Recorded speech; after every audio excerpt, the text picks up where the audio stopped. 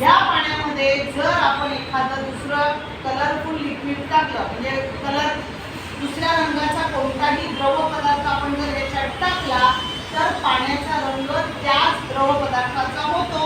हे आज आपण पाहणार आहोत.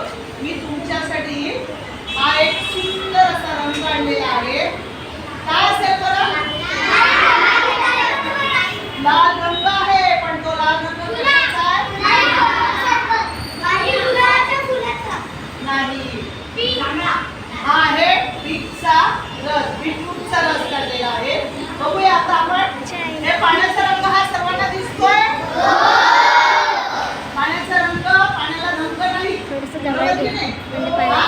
तो ज्यांच्या बरोबर जाईल त्याचा रंग तो घेत असतो. आता बघा हा,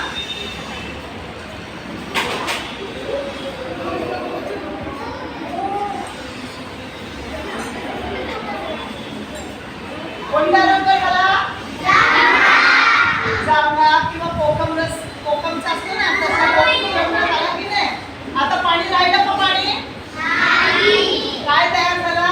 बीटरूटचा रंग त्याने आपण घेतला आहे ना.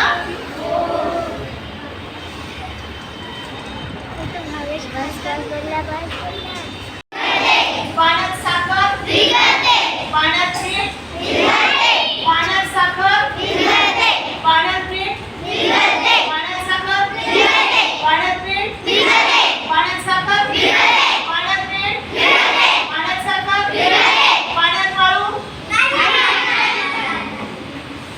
पाण्यात कोणत्या वस्तू विरघळतात, पाण्यात कोणत्या वस्तू विरघळत नाही हे आपण पाहणार आहोत.